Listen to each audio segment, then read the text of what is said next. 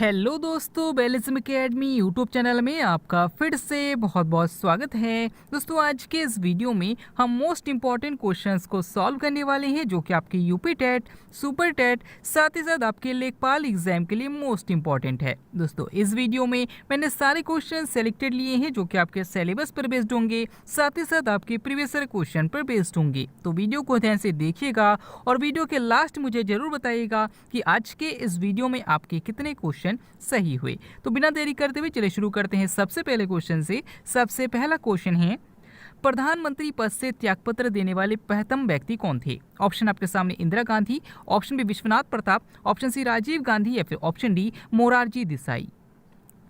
इसका सही आंसर हो जाएगा ऑप्शन डी मोरारजी देसाई। दोस्तों, याद रखिएगा कि प्रधानमंत्री पद से त्यागपत्र देने वाले जो पहले व्यक्ति थे वो मोरारजी देसाई थे। अगर आपसे पूछा जाता है कि सबसे कम उम्र के प्रधानमंत्री कौन रह चुके हैं, तो याद रखिएगा राजीव गांधी रह चुके हैं। और अगर आपसे पूछा जाता है कि सबसे अधिक उम्र के प्रधानमंत्री कौन रह चुके हैं, तो याद रखिएगा मोरारजी देसाई रह चुके हैं। अगला क्वेश्चन, माँ के दूध में सामान्यतः किस पोषक तत्व का अभाव होता है? ऑप्शन आपके सामने calcium, option B potassium, option C magnesium या फिर ऑप्शन डी आयरन।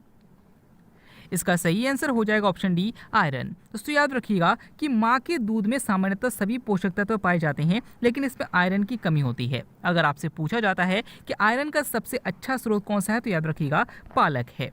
अगला क्वेश्चन, एपिसाइड लाइन का संबंध किससे है? ऑप्शन आपके सामने है उपसौर और अपसौर, ऑप्शन बी सूर्य ग्रहण चंद्र ग्रहण, ऑप्शन सी ज्वार भाटा या फिर ऑप्शन डी इनमें से कोई नहीं।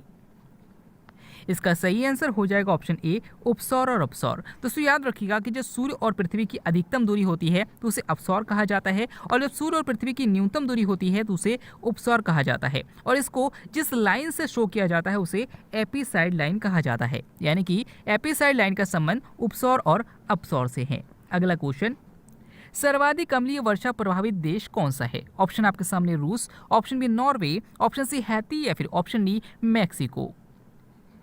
इसका सही आंसर हो जाएगा ऑप्शन बी नॉर्वे। दोस्तों, याद रखिएगा कि सबसे अधिक अम्लीय वर्षा जो जिस देश में होती है वो नॉर्वे देश है। अगर आपसे पूछा जाता है कि कितने पीएच मान से कम पीएच मान की वर्षा को अम्लीय वर्षा कहा जाता है, तो याद रखिएगा कि अगर 5.6 पीएच मान से कम पीएच मान की वर्षा होती है तो उसे अम्लीय वर्षा कहा जाता है।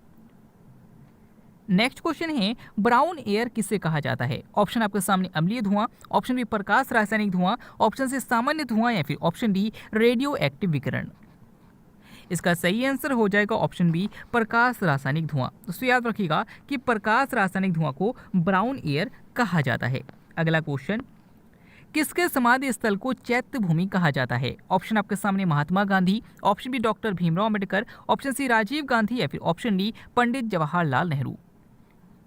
इसका सही आंसर हो जाएगा option B doctor Bhimrao Ambedkar. दोस्तों, याद रखिएगा कि डॉक्टर भीमराव अम्बेडकर की समाधि स्थल को चैत्य भूमि कहा जाता है। अगर आपसे पूछा जाता है कि राजघाट किसके समाधि स्थल को कहा जाता है, तो याद रखिएगा महात्मा गांधी के समाधि स्थल को कहा जाता है। अगला क्वेश्चन, सबसे अधिक ज्वालामुखी की उपस्थिति किस महासागर के चारों ओर है? ऑप्शन आपके सामने प्रशांत महासागर, ऑप्शन बी अटलांटिक महासागर, ऑप्शन सी अंटार्कटिक महासागर या फिर ऑप्शन डी हिंद महासागर। इसका सही आंसर हो जाएगा ऑप्शन ए प्रशांत महासागर। दोस्तों, याद रखिएगा कि प्रशांत महासागर के चारों ओर सबसे अधिक मात्रा में ज्वालामुखी पाए जाते हैं, इसीलिए इसे रिंग ऑफ फायर भी कहा जाता है। तो याद रखिएगा प्रशांत महासागर इसका सही आंसर हो जाएगा। अगला क्वेश्चन, किस लौह अयस्क में लोहे के गुण विद्यमान होते हैं? सॉरी, यहाँ पर आपके क्वेश्चन में होना चाहिए कि किस लोह अयस्क में चुंबकत्व का गुण पाया जाता है। तो याद रखिएगा इसका सही आंसर हो जाएगा ऑप्शन बी मैग्नेटाइट। दोस्तों, याद रखिएगा कि मैग्नेटाइट एक ऐसा लोह अयस्क है जिसमें चुंबकत्व का गुण पाया जाता है। अगला क्वेश्चन, भोजन का पाचन कहाँ से प्रारंभ हो जाता है? ऑप्शन आपके सामने मुख से, ऑप्शन बी आमाशय से, ऑप्शन सी यकृत से या फिर ऑप्शन डी छोटी आंत से।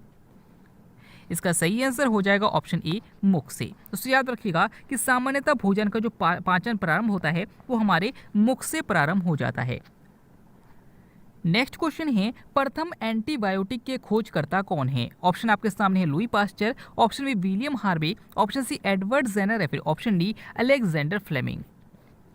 इसका सही आंसर हो जाएगा ऑप्शन डी अलेक्जेंडर फ्लेमिंग। दोस्तों, याद रखिएगा कि पेनिसिलिन की खोज अलेक्जेंडर फ्लेमिंग ने की थी और इन्होंने ही प्रथम एंटीबायोटिक की खोज की थी। अगर आपसे पूछा जाता है कि रुधिर परिसंचरण तंत्र की खोज किसने की थी तो याद रखिएगा विलियम हार्वे ने की थी। अगर आपसे पूछा जाता है कि चेचक के टीके की खोज किसने की थी तो याद रखिएगा एडवर्ड जेनर ने की थी।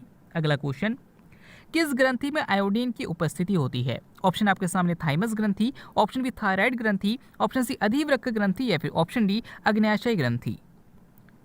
इसका सही आंसर हो जाएगा ऑप्शन बी थायराइड ग्रंथि। दोस्तों याद रखिएगा कि थायराइड ग्रंथि हमारे गले में उपस्थित होती है और इससे आयोडीन की उपस्थिति होती है। और याद रखिएगा कि अगर इस ग्रंथि में आयोडीन की कमी हो जाती है तो इसमें सूजन आ जाता है और ये हमारे गले के बाहर एक उभरे हुए भाग के रूप में दिखाई देता है और इसी को गलकंड या फिर घेंगा कहा जाता है।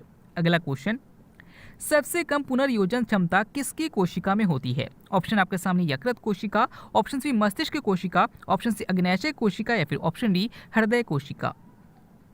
इसका सही आंसर हो जाएगा ऑप्शन बी मस्तिष्क की कोशिका। दोस्तों याद रखिएगा कि सबसे कम पुनर्योजन क्षमता यानी कि अगर इस अंग के किसी भी पार्ट पर कट लग जाता है तो ये अंग जल्दी से उसको भरपूर नहीं कर पाता यानी कि उसकी पूर्ति नहीं कर पाता, तो ऐसा अंग मस्तिष्क है। लेकिन यकृत एक ऐसी कोशिका है जिसमें सबसे अधिक तेजी से पुनर्योजन की क्षमता होती है, यानी कि अगर यकृत के यानी कि लीवर के किसी भाग में कट लग जाता है तो ये इन कोशिकाओं का निर्माण जल्दी से कर लेते हैं, जबकि मस्तिष्क में ऐसा नहीं होता है।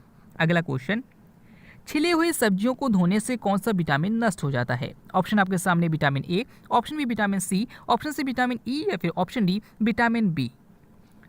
इसका सही आंसर हो जाएगा ऑप्शन बी विटामिन सी। दोस्तों याद रखिएगा कि छिली हुई सब्जियों को धोने से उसमें से विटामिन सी नष्ट हो जाता है। अगर आपसे पूछा जाता है कि किस विटामिन को स्टोर करके नहीं रखा जा सकता तो याद रखिएगा कि विटामिन सी को स्टोर करके नहीं रखा जा सकता। अगला क्वेश्चन, मानव शरीर में यूरिया की अधिकतम मात्रा किसमें होती है? ऑप्शन आपके सामने मूत्र में, ऑप्शन बी पसीना में, ऑप्शन सी रक्त में या फिर ऑप्शन डी हृदय में। इसका सही आंसर हो जाएगा ऑप्शन ए मूत्र में। दोस्तों याद रखिएगा कि मानव शरीर में सबसे अधिक यूरिया की जो उपस्थिति होती है वो मूत्र में होती है। अगला क्वेश्चन, राज्यपाल का मुख्य सलाहकार कौन होता है? ऑप्शन आपके सामने महाधिवक्ता, ऑप्शन बी राष्ट्रपति, ऑप्शन सी महान्यायवादी या फिर ऑप्शन डी मुख्यमंत्री। इसका सही आंसर हो जाएगा ऑप्शन डी मुख्यमंत्री। दोस्तों याद रखिएगा कि राज्यपाल का मुख्य सलाहकार जो होता है वो मुख्यमंत्री होता है। अगर आपसे पूछा जाता है कि राज्यपाल की नियुक्ति किसके द्वारा की जाती है तो याद रखिएगा राष्ट्रपति के द्वारा की जाती है। अगला क्वेश्चन, भारत में उच्चतम न्यायालय में न्यायाधीशों की संख्या बढ़ाने का अधिकार किसे है? ऑप्शन आपके सामने राष्ट्रपति, ऑप्शन बी उपराष्ट्रपति, ऑप्शन सी प्रधानमंत्री या फिर ऑप्शन डी संसद। इसका सही आंसर हो जाएगा ऑप्शन डी संसद। दोस्तों याद रखिएगा कि भारत में उच्चतम न्यायालय यानी कि सुप्रीम कोर्ट में न्यायाधीशों की संख्या बढ़ाने का जो अधिकार है वो संसद को है। याद रखिएगा कि वर्तमान में सुप्रीम कोर्ट में टोटल 34 न्यायाधीश है। अगला क्वेश्चन, आंवले में कैसेलापेन किसके कारण होता है? ऑप्शन आपके सामने है carotene, option B capsaicin, option C tannin या फिर ऑप्शन डी केसिन।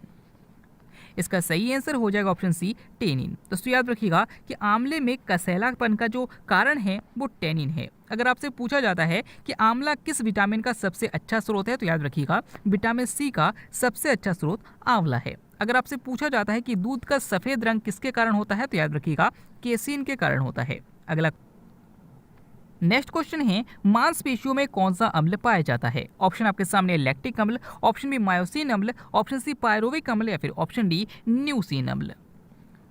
इसका सही आंसर हो जाएगा ऑप्शन ए लैक्टिक अम्ल। दोस्तों याद रखिएगा कि हमारी मांसपेशियों में लैक्टिक अम्ल पाया जाता है और इसी कारण अगर हम कभी ज़्यादा मात्रा में काम कर लेते हैं तो हमारे उस अंग में लैक्टिक अम्ल का जमा होने लगता है और हमें वहाँ पर थकान महसूस होने लगता है। अगर आपसे पूछा जाता है कि मांसपेशियों में कौन सा प्रोटीन पाया जाता है तो याद रखिएगा मायोसिन प्रोटीन पाया जाता है। अगला क्वेश्चन, बेम्बानद झील किस राज्य में स्थित है? ऑप्शन आपके सामने Kerala, option B Karnataka, option C Andhra Pradesh या फिर ऑप्शन डी गुजरात। इसका सही आंसर हो जाएगा ऑप्शन ए केरल। दोस्तों याद रखिएगा कि बेम्बानद झील केरल में है और अगर आपसे पूछा जाता है कि भारत की सबसे लंबी झील कौन सी है तो याद रखिएगा बेम्बानद झील है। अगला क्वेश्चन, गीता रहस्य पुस्तक के रचयिता कौन है? ऑप्शन आपके सामने है Jawaharlal Nehru, option B doctor Rajendra Prasad, option C Bal Gangadhar तिलक या फिर ऑप्शन डी महात्मा गांधी। इसका सही आंसर हो जाएगा ऑप्शन सी बाल गंगाधर तिलक। दोस्तों याद रखिएगा कि बाल गंगाधर तिलक की जो प्रसिद्ध पुस्तक है वो गीता रहस्य है। तो इंपॉर्टेंट क्वेश्चन है, याद रखिएगा। अगला क्वेश्चन, विश्व मधुमेह दिवस कब मनाया जाता है? ऑप्शन आपके सामने 28 जनवरी, ऑप्शन बी 23 सितंबर, ऑप्शन सी 16 अक्टूबर या फिर ऑप्शन डी 14 नवंबर। इसका सही आंसर हो जाएगा ऑप्शन डी 14 नवंबर। दोस्तों याद रखिएगा कि 14 नवंबर को ही विश्व मधुमेह दिवस मनाया जाता है और 14 नवंबर को ही बाल दिवस भी मनाया जाता है। अगला क्वेश्चन, प्रथम एंटीबायोटिक की खोजकर्ता कौन है? ऑप्शन आपके सामने Louis Pasteur, option B William Harvey, option C Edward Jenner या फिर ऑप्शन डी अलेक्जेंडर फ्लेमिंग।